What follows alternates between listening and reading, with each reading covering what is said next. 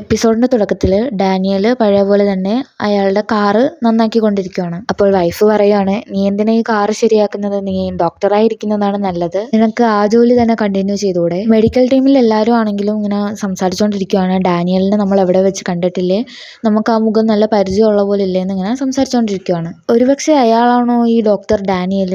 അയാളാണ് doctor Daniel എങ്കിൽ അയാളായിരിക്കും ലോകത്തിലെ ഏറ്റവും വലിയ പണക്കാരൻ. അയാളുടെ ബാക്ക്ഗ്രൗണ്ട് ബിൽഗേറ്റ്സിനെ പോലുള്ളതാണ്. കാനഡയിലെ ഏറ്റവും വലിയ ഫണ്ട് ഓണർ അയാളാണ്. ഇത്ര വലിയ പണക്കാരൻ എന്തിനാ ഇവിടെ വന്നിട്ട് ഇങ്ങനത്തെ ജോലിയൊക്കെ ചെയ്യുന്നത് എന്നവരാലോചിക്കുകയാണ്. അവിടേക്ക് വരുന്ന ഡോക്ടർ പറയുവാണ്, അവന്റെ കയ്യിൽ ധാരാളം പണമുണ്ട്, അതുകൊണ്ട് വിഷമിക്കേണ്ട ഒരു കാര്യവും അവനില്ല.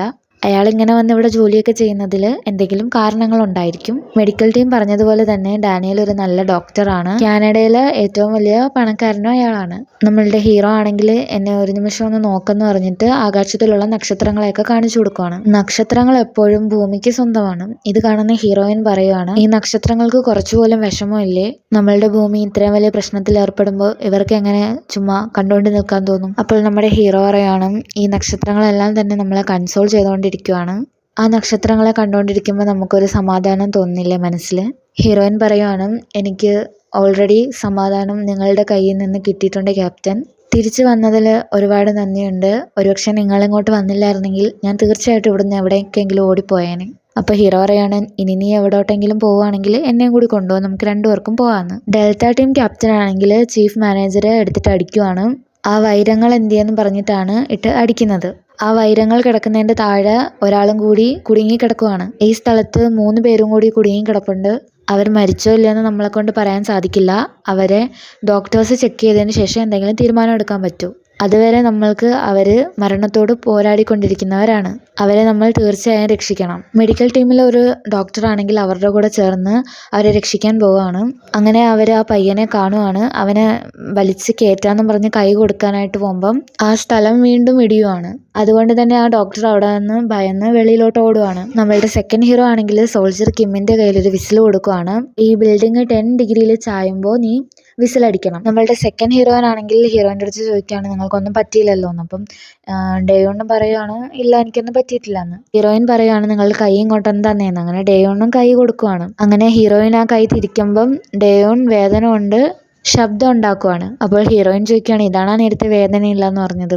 ശരി, ഞാൻ നിങ്ങളുടെ കയ്യിലൊരു ടെൻഷൻ ബാൻഡ് കെട്ടുക. നേരത്തെ വെളിയിലോട്ട് വന്ന ഡോക്ടർ സോൾജേഴ്സിൻ്റെ അടുത്ത് പറയുവാണ്, ഉള്ളിൽ ഒരാളും കൂടി കുടുങ്ങി കിടപ്പുണ്ട്, അയാൾക്ക് ജീവനുണ്ട്, അയാളെ ഞാൻ കണ്ടെന്ന്. നമ്മളുടെ ഹീറോയിൻ ആണെങ്കിൽ ഞാനും ഉള്ളിലോട്ട് വരുന്നുണ്ടെന്ന് പറഞ്ഞിട്ട് ഷൂലേസ് ഒക്കെ കെട്ടുവാണ്. അപ്പോൾ ഹീറോ ചോദിക്കുകയാണ്, നീ എന്തിനാ അങ്ങോട്ട് വരുന്നതെന്ന്. അപ്പോൾ ഹീറോയിൻ പറയുകയാണ്, ഉള്ളിൽ തീർച്ചയായിട്ടും ഒരു ഡോക്ടറിൻ്റെ ആവശ്യം വേണ്ടി വരും, അതുകൊണ്ടാണെന്ന്. അപ്പോൾ ഹീറോ പറയുകയാണ്, അങ്ങോട്ട് വരുന്നത് അത്ര സേഫ്റ്റി അല്ല, ആ സ്ഥലം എപ്പോൾ വേണമെങ്കിലും ഇടിയാം, അതുകൊണ്ട് ബെറ്റർ നീ വെളിയിൽ നിൽക്കുന്നതാണ്. ആ മെഡിസിൻസ് മാത്രം എൻ്റെ കയ്യിലോട്ട് താ. മെഡിസിൻസിനകത്തെല്ലാം തന്നെ ഹീറോയിൻ എഴുതി കൊടുക്കുവാണ്. അപ്പോൾ ഹീറോ പറയാണ്, നീ എന്താ വിചാരിച്ച് എനിക്ക് വായിക്കാനൊന്നും അറിയത്തില്ലെന്നോ? ഞാൻ അമേരിക്കയിൽ പോയിട്ടാണ് ഇംഗ്ലീഷ് ലേൺ ചെയ്തുകൊണ്ട് വന്നത്. അതുമല്ലാതെ ആ അക്കാഡമിയിലെ ഏറ്റവും മികച്ച സ്റ്റുഡൻറ്റ് ഞാനായിരുന്നു. എന്ത് നിനക്ക് വിശ്വാസം വരുന്നില്ലേ? ഞാൻ അകത്ത് പോയിട്ട് തിരിച്ച് വന്നിട്ട് നിൻ്റെ അടുത്ത് ഇംഗ്ലീഷിൽ സംസാരിക്കാം, അപ്പം നിനക്ക് വിശ്വാസമായിരിക്കുമല്ലേ എന്ന് പറഞ്ഞിട്ട് ആ മെഡിസിൻ എല്ലാം മേടിച്ചിട്ട് അങ്ങോട്ടേക്ക് ഓടിപ്പോവാണ്. ആ പയ്യൻ ചോദിക്കുവാണ്, ഞാൻ ഇപ്പോൾ എത്ര നാളായി ഇവിടെ കുടുങ്ങി കിടന്നിട്ട്? അപ്പോൾ ഹീറോ പറയുകയാണ്, ഏകദേശം 3 ദിവസമായിട്ടുണ്ട്. 50 hours മുകളിൽ നീ ഇവിടെ കുടുങ്ങി കിടക്കുവാന്ന്. ഒരുപാട് പേര് മരിച്ചോ എന്ന് അവൻ ചോദിക്കുമ്പോൾ ഹീറോ പറയുകയാണ്, ഒരുപാട് പേര് മരിച്ചു, ഒരുപാട് പേരെ ഞങ്ങൾ രക്ഷിക്കുകയും ചെയ്തിട്ടുണ്ട്. എന്തായാലും ഈ സ്ഥലത്ത് നീ മരിക്കാൻ പോകുന്നില്ല, ഞാൻ തീർച്ചയായിട്ടും നിന്നെ രക്ഷിക്കും. നമ്മളുടെ ഹീറോയിൻ കൊടുത്ത മരുന്നുകളെല്ലാം അവന് ശരിയായിട്ട് ഇട്ട് കൊടുക്കുവാണ്. ഇനിയും കുറച്ച് മരുന്നുകൾ ആവശ്യമുണ്ടെന്ന് പറഞ്ഞിട്ട് ഫസ്റ്റ് ഹീറോ സെക്കൻഡ് ഹീറോയിനെ വെളിയിലോട്ട് വിടുവാണ്. മരുന്ന് വാങ്ങാനായിട്ട് വെളിയിലോട്ട് വന്ന ഹീറോയ്ക്ക് സെക്കൻഡ് ഹീറോയിൻ വെള്ളം കൊടുക്കുവാണ്. മരുന്നുകളെല്ലാം മേടിച്ചിട്ട് തിരിച്ച് വീണ്ടും അകത്തോട്ട് പോകാമെന്ന് വിചാരിക്കുമ്പോൾ ആ സ്ഥലം വീണ്ടും ഇടിയുവാണ്. അങ്ങനെ എല്ലാവരും തന്നെ ഇവിടെ വീണ്ടും ഭൂമികുലുക്കം വന്നോന്ന് ചെക്ക് ചെയ്യുവാണ്. ചെക്ക് ചെയ്ത് നമ്മുടെ സെക്കൻഡ് ഹീറോയിൻ പറയുവാണ്, ഇത് ഭൂമികുലുക്കമായിട്ട് തോന്നുന്നില്ല, വേറെ ആരോ വൈബ്രേഷൻ ക്രിയേറ്റ് ചെയ്യുവാണ്. അപ്പോഴാണ് കാണിക്കുന്നത് ആ ചീഫ് മാനേജർ JCB വെച്ച് ആ സ്ഥലത്ത് കുഴിച്ചുകൊണ്ടിരിക്കുവാണ്. നമ്മുടെ സെക്കൻഡ് ഹീറോ ആണെങ്കിൽ ഭയങ്കര ദേഷ്യത്തിൽ പറയുവാണ്, ഈ വേല ആര് ചെയ്താലും അവനെ ഉടനെ തന്നെ എൻ്റെ മുന്നിൽ കൊണ്ടുവരണമെന്ന്. ഉള്ളിലുള്ള ആർക്കെങ്കിലും എന്തെങ്കിലും പറ്റുവാണെങ്കിൽ അവൻ്റെ തല ഞാൻ അറുത്ത് കളയുമെന്ന് പറയുക. അകത്ത് പാറകളെല്ലാം ഇടിഞ്ഞ് വീണുകൊണ്ടിരിക്കുവാണ്. അപ്പം ആ ഒരു പാറ ആ പയ്യൻ്റെ ദേഹത്ത് വീഴാനായിട്ട് വരുമ്പോൾ നമ്മുടെ ഹീറോ അത് തടഞ്ഞ് അവൻ്റെ ദേഹത്തോട്ട് വീഴുന്ന രീതിയിൽ ആക്കുവാണ്. നമ്മളുടെ ഹീറോയിൻ്റെ ഫുള്ള് സിഗ്നലും കട്ടാവുകയാണ്. ഉള്ളിൽ സിഗ്നൽ കട്ടായിട്ടുണ്ട്, ഇനി നമ്മൾ എന്ത് ചെയ്യുമെന്ന് സെക്കൻഡ് ഹീറോയിൻ ചോദിക്കുവാണ്. ഇതെല്ലാം കേൾക്കുന്ന നമ്മുടെ ഫസ്റ്റ് ഹീറോയിൻ ആണെങ്കിൽ ഷൂലേസൊക്കെ കെട്ടിയിട്ട് റെഡി ആയിട്ടിരിക്കുവാണ്. അപ്പോൾ സെക്കൻഡ് ഹീറോയിൻ ചോദിക്കുക, നീ എന്തായി ചെയ്യുന്നതെന്ന്. അപ്പോൾ ഹീറോയിൻ പറയാണ്, ഉള്ളിൽ ആർക്കും ഒന്നും സംഭവിക്കാൻ ഞാൻ അനുവദിക്കില്ല, ഞാൻ എല്ലാത്തിനോടും പോരാടും. നമ്മളുടെ ഹീറോ ഏതൊരവസ്ഥയിലാണുള്ളതെന്ന് ഹീറോയിന് അറിയത്തില്ലല്ലോ, അപ്പം ഏതവസ്ഥയിലും വന്നാലും രക്ഷിക്കണമെന്നുള്ള രീതിയിൽ എഴുന്നേറ്റ് നിൽക്കുവാണ്. ഹീറോയിനാണെങ്കിൽ ഹീറോയിൻ്റെ കൂടെയുള്ള എല്ലാ നിമിഷങ്ങളും ഇങ്ങനെ ആലോചിച്ച് നോക്കുവാണ്. ഹീറോയിന് നല്ല പേടിയാവുന്നുണ്ട്. ആ പയ്യൻ പറയാണ്, ഓ എന്നെ രക്ഷിക്കാൻ വന്നിട്ട് നിങ്ങൾ മരിച്ചു പോയോ എന്നും പറഞ്ഞ് ആ പയ്യൻ കരയുവാണ്. അപ്പോൾ ഹീറോ പറയാണ്, ഞാനൊന്നും മരിച്ചു പോയിട്ടില്ല, നിന്നെ ഞാൻ ഇവിടുന്ന് രക്ഷിക്കുമെന്ന് ഞാൻ പറഞ്ഞതല്ലേ. ഹീറോൻ്റെ റൈറ്റ് ഹാൻഡ് മുറിഞ്ഞിട്ടുണ്ട്, അതുകൊണ്ട് തന്നെ നല്ല ചോര വരുന്നുണ്ട്. ഹീറോ ചോദിക്കുവാണ്, ജീവനോടെ വെളിയിൽ പോകാൻ ഇത്ര ആഗ്രഹം ഉണ്ടല്ലോ, എന്ത് നിനക്ക് വല്ല ഗേൾ ഫ്രണ്ടും ഉണ്ടോ വെളിയിൽ നിന്നെ കാത്തിരിക്കാൻ? അപ്പോൾ അവൻ പറയുവാണ്, അങ്ങനൊന്നുമില്ല. ഹീറോ പറയാണ്, എനിക്ക് അങ്ങനെ ഒരാളുണ്ട്. ഈ സമയം അവൾ നല്ല ഭയന്ന് പോയിട്ടുണ്ടായിരിക്കും, എനിക്ക് എന്ത് പറ്റിയെന്ന് അറിയാതെ നല്ല വിഷമത്തിലായിരിക്കും പാവം. യൂഷിജിനാണെങ്കിൽ നിൻ്റെ കൈ ഇങ്ങോട്ട് തന്നേന്ന് പറഞ്ഞിട്ട് ആ പയ്യൻ്റെ കയ്യിൽ മാർക്കർ വെച്ച് എഴുതിയിട്ട് പറഞ്ഞു വിടുവാണ്. അങ്ങനെ ഒരു വിധത്തിൽ സെക്കൻഡ് ഹീറോ അതിൻ്റെ അകത്തേക്ക് വന്നിട്ട് ആ പയ്യനെ കൊണ്ട് പോവുകയാണ്. ആ പയ്യൻ്റെ കൈ കാണുന്ന നമ്മുടെ ഹീറോയിൻ പറയുവാണ്, ഇത് തീർച്ചയായിട്ടും യൂഷിജിൻ്റെ വേലയായിരിക്കും, പാവം യൂഷിജിനൊന്നും പറ്റിയിട്ടില്ല എന്ന് പറഞ്ഞിട്ട് വളരെ സന്തോഷപ്പെടുവാണ്. അങ്ങനെ നമ്മുടെ രണ്ട് ഹീറോസും അങ്ങോട്ടേക്ക് വരുവാണ്. അപ്പം നമ്മുടെ സെക്കൻഡ് ഹീറോയിൻ ചോദിക്കുവാണ്, ഇവിടെ വേറെ ഏതെങ്കിലും പേഷ്യൻ്റ് ഉണ്ടോയെന്ന്. അപ്പം നമ്മുടെ ഹീറോ ആണെങ്കിൽ തീർച്ചയായിട്ടും ഞാൻ തന്നെയാണെന്ന് പറഞ്ഞിട്ട് സ്ട്രെച്ചറിൽ കയറിയിട്ട് കിടക്കുവാണ്. വേഗം വെളിയിലോട്ട് അയച്ചത് ഞാനാ, അതുകൊണ്ട് അവൻ രക്ഷപ്പെട്ടതിൽ നീ എൻ്റെ അടുത്ത് എന്നും കടപ്പെട്ടിരിക്കണമെന്ന് സെക്കൻഡ് ഹീറോയിൻ്റെ അടുത്തോട്ട് പറയുവാണ്. എനിക്ക് വേണ്ടി നീ ഒരു ഫേവർ ചെയ്യണം, എന്നെ നീ ട്രീറ്റ് ചെയ്യണ്ട, പകരം ഈ ഡോക്ടറെ ട്രീറ്റ് ചെയ്താൽ മതി എന്ന് പറയുവാണ്. അപ്പം നമ്മുടെ സെക്കൻഡ് ഹീറോയിൻ പറയുവാണ്, ഓക്കെ ഞാൻ ഈ പയ്യനെ ട്രീറ്റ് ചെയ്തോളാം, നീ പൊട്ടിപ്പൊളിഞ്ഞ പേഷ്യൻറ്റിനെ ട്രീറ്റ് ചെയ്തോന്ന് നമ്മുടെ ഫസ്റ്റ് ഹീറോയിൻ്റെ അടുത്തോട്ട് പറയുവാണ്. അങ്ങോട്ടേക്ക് വരുന്ന ചീഫ് മാനേജർ പറയുവാണ്, ഓ നിങ്ങളെല്ലാവരും രക്ഷിച്ചു കഴിഞ്ഞല്ലോ, ഇനി വാ നമുക്ക് നമ്മുടെ ഡോക്യുമെൻറ്റ്സ് എല്ലാം തരാമെന്ന്. ഇത് കേൾക്കുന്ന നമ്മുടെ സെക്കൻഡ് ഹീറോയിന് നല്ല ദേഷ്യം വന്നിട്ട് ചെന്ന് അയാളുടെ ചെവിക്കുറ്റിക്ക് നോക്കി ഒരടി വെച്ച് കൊടുക്കുവാണ്. അയാളുടെ പല്ലെല്ലാം മുറിഞ്ഞ് ചോര വരാൻ തുടങ്ങുവാണ്. സെക്കൻഡ് ഹീറോ ആണെങ്കിൽ എന്നെ വിടടാ എന്ന് പറഞ്ഞിട്ട് അയാൾ അടിക്കാനായിട്ട് പോവുകയാണ്. ഇതൊക്കെ കാണുന്ന നമ്മുടെ യൂഷിജിനാണെങ്കിൽ സന്തോഷം കൊണ്ട് ഇരിക്കാൻ വയ്യുന്നൊരു അവസ്ഥയാണ്. അങ്ങനെ നമ്മുടെ ഹീറോയിൻ ട്രീറ്റ്മെൻ്റ് ഒക്കെ ചെയ്ത് കൊടുത്തുകൊണ്ടിരിക്കുകയാണ്. അപ്പോൾ ഹീറോ പറയുകയാണ്, ഞാൻ എത്ര കഷ്ടപ്പെട്ടാണെന്നറിയാവോ വെളിയിലോട്ട് വന്നത്, എന്നിട്ട് നീ എൻ്റെ അടുത്ത് ഒരു വാക്ക് പോലും ചോദിക്കുന്നില്ലല്ലോ.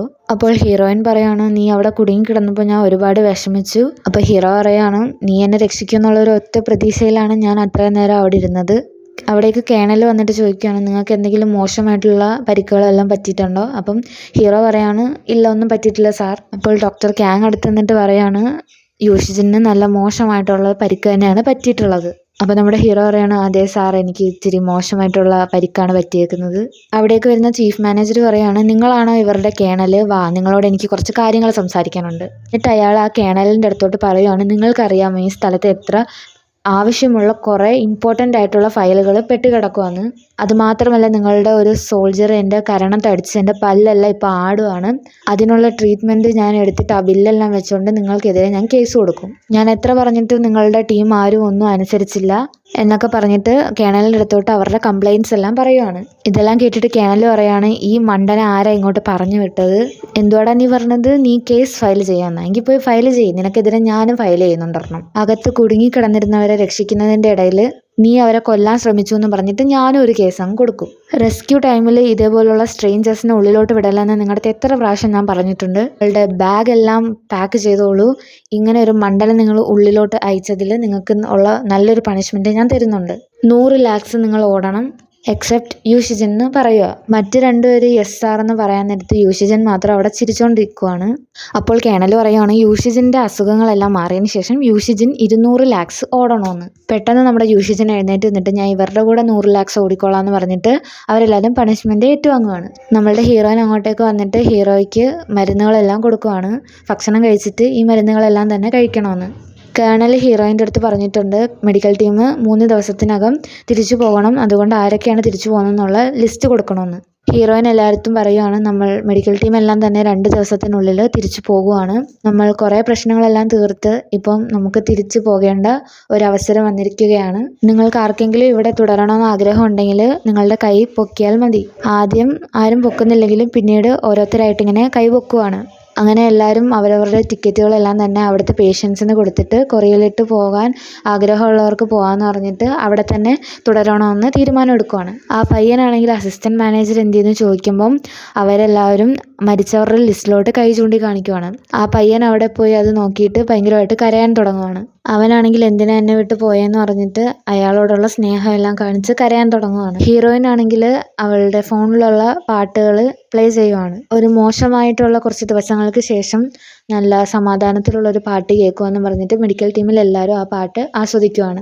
നഴ്സ് കോ ഒരുപാട് നേരമായിട്ട് ജോലി ചെയ്യുന്നത് കൊണ്ട് ഡോക്ടർ സോങ് അവർക്ക് ടീ കൊണ്ട് കൊടുക്കുവാണ്.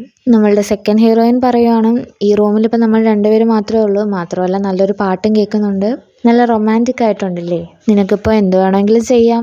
അപ്പോൾ നമ്മുടെ ഹീറോ പറയുവാണ്, എനിക്കിപ്പോൾ തീർച്ചയായിട്ടും ഒരു ജോലി ചെയ്യേണ്ടതായിട്ടുണ്ടെന്ന് പറഞ്ഞിട്ട് 2 സ്റ്റെപ്പ് പുറകിലോട്ട് മാറി നിന്നിട്ട് സോൾജേഴ്സിൻ്റെ അടുത്ത് എല്ലായിടത്തും ഉറങ്ങാൻ പറയണമെന്ന് പറഞ്ഞിട്ട് സല്യൂട്ട് ചെയ്തിട്ട് അവിടെ നിന്ന് പോവുകയാണ്. നമ്മളുടെ ഫസ്റ്റ് ഹീറോ ആണെങ്കിൽ ഡാനിയലിൻ്റെ അടുത്ത് പോയി നിന്നിട്ട്, നീ സ്പീക്കർ ശരിയാക്കിയോ, ശരി നമുക്ക് അടുത്ത പാട്ട് ഏത് കേൾക്കാമെന്ന് ചോദിക്കുകയാണ്. അപ്പോൾ ഡാനിയൽ പറയുകയാണ്, ആർക്കറിയാം ഈ പ്ലേലിസ്റ്റ് എൻ്റെതല്ല ഡോക്ടർ കാങ്ങിൻ്റെതാണെന്ന്.